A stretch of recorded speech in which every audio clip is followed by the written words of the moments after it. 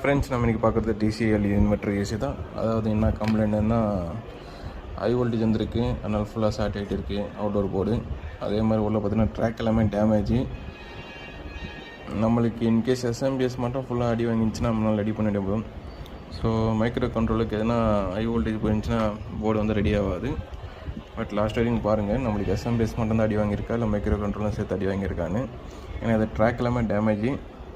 எல்லாமே கரெக்டாக நம்ம ஃபிட் பண்ணி எங்கெங்கே எதுக்கு பார்த்தா மைல்யூட்டாக போவோம். சின்ன ஒரு ரெசிஸ்டர் போனால் கூட இது போர்டு வந்து டோட்டல் வரையும் ஆனே ஆகாது. நம்ம என்னெல்லாம் ஃபால்ட்டாக இருக்குது அதெல்லாமே புதுசு போட்டு ரீப்ளேஸ்மெண்ட் பண்ணிட்டு போர்டு ஆன் ஆகுதா இல்லையான்னு பாருங்கள்.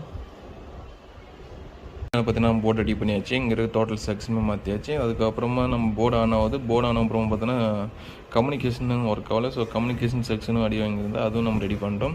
இப்போ பார்த்தீங்கன்னா லைட் இண்டிகேஷன் வந்து இருக்குது அவுட்டோர் போர்டில். ஸோ அது நம்மளுக்கு ஆன் ஆகிடுச்சுன்றதுக்கான ஒரு இண்டிகேஷனு.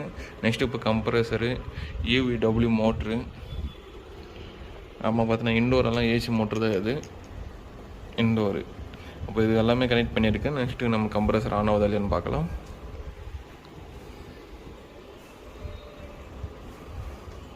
இது பார்த்திங்கன்னா ரொம்ப அட்வான்ஸாக கொடுத்துருக்காங்க அவுட்டோர் போர்டு. பட் இன்டோர் பார்த்திங்கன்னா நல்லா ஏசி மோட்ரு வச்சு தான் கொடுத்துருக்காங்க, டிசி மோட்ரு கொடுக்கல. நம்ம கம்ப்ரஸரும் ஆன் ஆகிடுச்சு, எந்த எரர் இல்லை. 22ல் செட் பண்ணியிருக்கேன். அவுட்டோர் மோட்டரும் ஓடின்னு இருக்குது. ஸோ யூனிட் பண்ணால் பக்காவாக ஆயிடுச்சு. நீங்கள் எத்தனை போய்ட்டு அப்படியே கொடுத்துட்டு இடத்துக்கு மட்டும் கொடுத்துருங்க, வேறு எந்த பிரச்சனையும் இல்லை. தேங்க்யூ.